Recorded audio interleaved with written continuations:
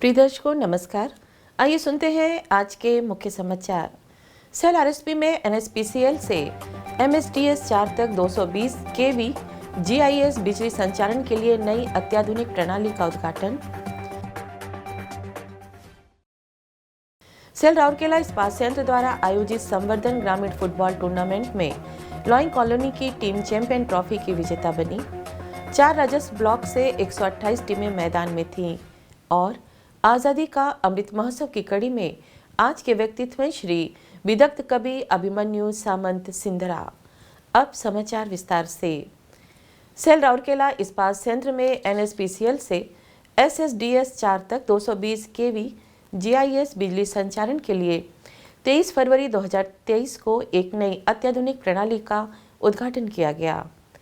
नई सुविधा का उद्घाटन आरएसपी के निदेशक प्रभारी डीआई श्री अतनु भौमिक द्वारा कार्यपालक निदेशक वर्ग श्री एसआर सूर्यवंशी, कार्यपालक निदेशक कार्मिक एवं प्रशासन श्री पीके शतपति, कार्यपालक निदेशक परियोजनाएं श्री पीके साहू, कार्यपालक निदेशक सामग्री प्रबंधन श्री सोमनाथ त्रिपाठी और मुख्य महाप्रबंधक प्रभारी खान श्री पीके रथ की उपस्थिति में किया गया।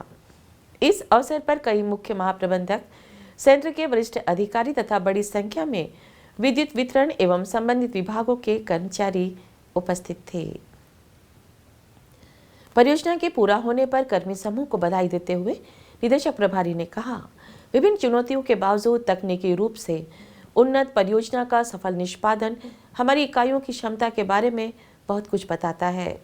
प्रतिस्पर्धात्मक लाभ उठाने के लिए हमें उभरती प्रौद्योगिकियों के साथ अवगत रहना चाहिए। उल्लेखनीय है कि आरएसपी के 4.5 मिलियन टन क्षमता विस्तारण की बढ़ी हुई बिजली की आवश्यकता को पूरा करने के लिए एनएसपीसीएल ने इसके विस्तार के साथ आगे बढ़कर 250 megawatt thermal based power plant चालू किया। 220 केवी स्तर पर इस बिजली उत्पादन को संचालित करने के लिए एनएसपीसीएल को हॉट स्ट्रिप मिल 2 में एमएसडीएस 7 से जोड़ा गया था, जबकि इसका एक हिस्सा एचएसएम 2 की बिजली की आवश्यकता को पूरा करता था। बाकी बिजली 220 केवी तारकेरा एमएसडीएस 7 लाइनों के माध्यम से स्थानीय ग्रिड को निर्यात की जाती थी।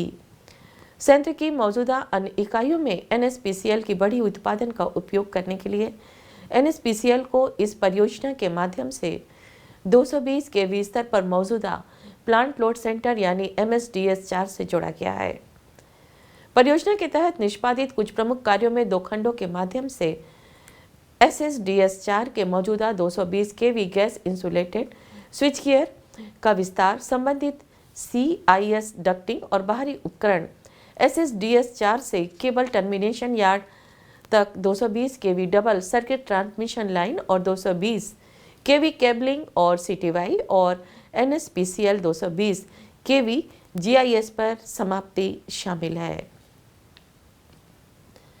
परियोजना के पूरा होने से अब एनएसपीसीएल 250 मेगावाट बिजली उत्पादन इकाई से 2 रास्तों यानी एमएसडीएस 7 से एचएसएम 2 और एमएसडीएस 4 से मौजूदा प्लांट लोड तक बिजली के संचालन की सुविधा संभव हो पाई है। इसने ग्रिड से परियोजना के आयात में भारी कमी की है। इसके अलावा परियोजना ने आरएसपी को बिजली के प्रवाह के लिए तारकेरा ग्रिड, एचएसएम 2, एनएसपीसीएल और एमएसडीएस 4 के बीच एक इंटरकनेक्टिंग 220 केवी रिंग बनाने में भी मदद की है।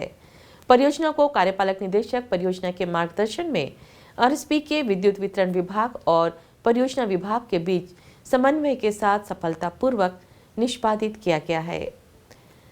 सेल राउरकेला इस्पात संयंत्र के इस्पात स्टेडियम में सीएसआर विभाग द्वारा 22 फरवरी 2023 को आयोजित संवर्धन ग्रामीण फुटबॉल टूर्नामेंट के रोमांचक फाइनल मैच में लॉइंग कॉलोनी की टीम ने जलडा 11 टीम को पेनाल्टी शूट आउट में हराकर विजेता बनी।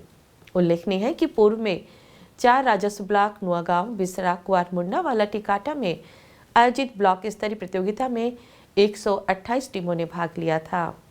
प्रत्येक ब्लॉक से शीर्ष 2 टीमें 22 फरवरी को इस्पात स्टेडियम में आयोजित अंतिम चरण में खेलने के लिए योग्य विवेचित हुई। राउरकेला इस्पात संयंत्र के प्रभारी निदेशक श्री अतनु भौमिक ने मुख्य अतिथि के रूप में समापन समारोह की शोभा बढ़ाई।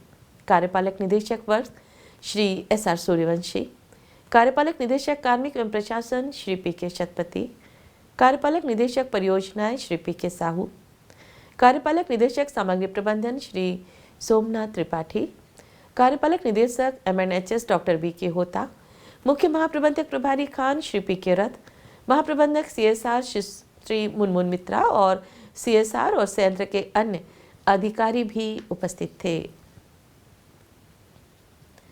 इस अवसर पर बोलते हुए निदेशक प्रभारी ने FIH ओडिशा पुरुषों के हॉकी विश्व कप के उदाहरण का हवाला देते हुए दुनिया के विभिन्न हिस्सों से जुड़े लोगों को एक साथ और एक छत के नीचे लाने में खेलों की शक्ति पर प्रकाश डाला। उन्होंने आशा व्यक्त की कि भाग लेने वाली टीमों के कुछ युवा अंतर्राष्ट्रीय स्तर पर देश के लिए गौरव अर्जित करेंगे। फाइनल मैच शुरू होने से पहले DIC और अन्य गणमान्यों का खिलाड़ियों और मैच अधिकारियों से परिचय कराया गया। निदेशक प्रभारी ने फुटबॉल को किक मारकर खिताबी मुकाबले की शुरुआत की। गणमान्यों ने पुरस्कार प्रदान किए। विजेता टीम को एक शानदार ट्रॉफी, प्रमाण पत्र और एक फुटबॉल और 10,000 रुपए का नगद पुरस्कार मिला, जबकि उपविजेता टीम को एक ट्रॉफी, प्रमाण पत्र, एक फुटबॉल और 8,000 रुपए का नगद पुरस्कार मिला।